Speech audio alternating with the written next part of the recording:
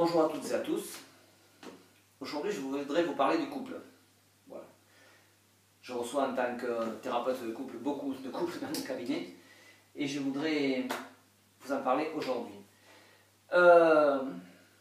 Tous ces couples que je reçois qui sont en conflit total avec leur moitié, on va dire, arrivent tous à 99, pour ne pas dire 100% des cas, avec le même conflit en vérité.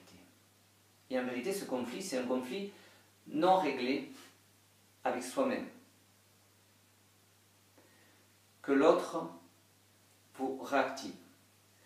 C'est-à-dire, si vous avez vécu dans votre passé quelque chose de, on va dire, une blessure, quelque chose de traumatique, vous l'avez oublié, c'est votre passé, vous l'avez oublié, vous croyez, pardon, l'avoir oublié, parce que votre cerveau, lui, ne l'a pas oublié, même si vous dites non, je ne me souviens pas, oui, peut-être que mon père me battait, peut-être que ma mère me méprisait, peut-être que j'étais, oui, peut-être un enfant non désiré, ou plus grave, vous avez été, il y a eu de l'inceste avec le grand-oncle, la grand-tante, mais bon, voilà.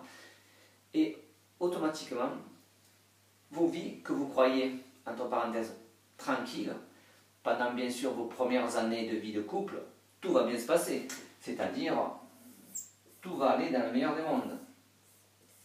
Voilà. Chacun, vous allez avoir une vie harmonieuse.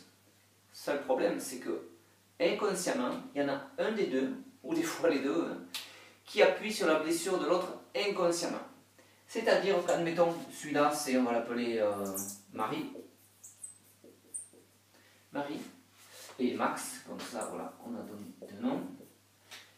Si chaque fois que Marie, inconsciemment, sans vraiment le faire exprès, dit à son mari, qui dans son enfance a lui-même été dénigré, c'est-à-dire qu'on lui a dit à Max, on lui a dit de toute façon tu n'arriveras jamais à rien, t'es nul, hein, tes frères sont bien mieux que toi, de toute façon on ne te voulait pas avec ton père, mais enfin bon, c'est fait, tu es là, voilà, alors, des choses horribles à entendre pour un enfant.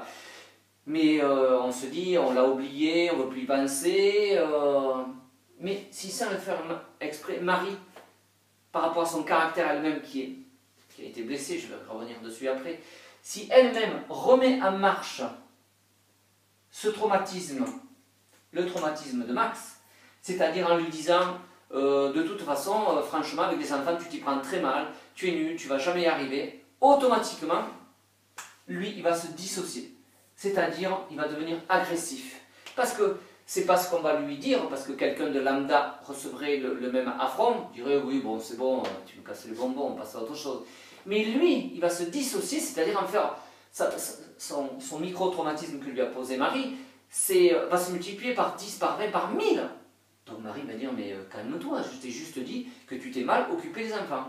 Et vous voyez où je sais que je vais en venir, c'est que crescendo, ça va agir bien souvent sur un traumatisme qu'a elle-même vécu Marie, qui malheureusement est bien souvent le même, c'est ce que je remarque de plus en plus, c'est que deux traumatismes qui ont été oubliés par deux personnes différentes, mais qui, sans le faire exprès, le font revivre à l'autre, automatiquement, vous voyez où ça va, c'est crescendo, crescendo, crescendo, crescendo, et ça ne s'arrête jamais. Moi j'ai des couples, je me demande, je me dis un jour ça va mal finir, quoi, je veux dire. Parce que un réveille la douleur de l'autre, et l'autre la lui renvoie, et ainsi de suite, et ça remonte, et c'est parti, et voilà. Tout ça parce qu'en vérité, il y a quelque chose à l'intérieur de Marie et de Max qui n'a pas été soigné, qui n'a pas été verbalisé, que l'enfant, quand l'enfant a reçu ses blessures, il les a oubliées, parce que bon, c'est la vie, en plus notre cerveau essaye de l'éliminer, de le mettre dans un coin, de dire oui, j'ai peut-être été battu, oui, on m'a dénigré, oui, j'ai pas été un enfant voulu, mais bon, ça, on a essayé de l'occulter. Mais malheureusement, notre cerveau, notre inconscient, lui, il n'a rien oublié, rien, tout ce qu'on a vécu depuis notre naissance, même bien avant, notre cerveau ne l'a pas oublié. Donc, si l'autre appuie dessus, automatiquement, c'est la dissociation à coup sûr. C'est la dissociation à coup sûr. Et l'autre ne comprend pas, il lui dit, mais quand même, je t'ai juste dit que par exemple, tu t'es pas occupé des enfants. Et l'autre le prend à des sommets, et l'autre ne comprend pas. Et ainsi de suite, voilà. Et après, on recommence, l'autre rappuie dessus, et ainsi de suite. Ça ne s'arrête jamais, jamais, jamais. C'est conflit sur conflit, conflit sur conflit, conflit sur conflit.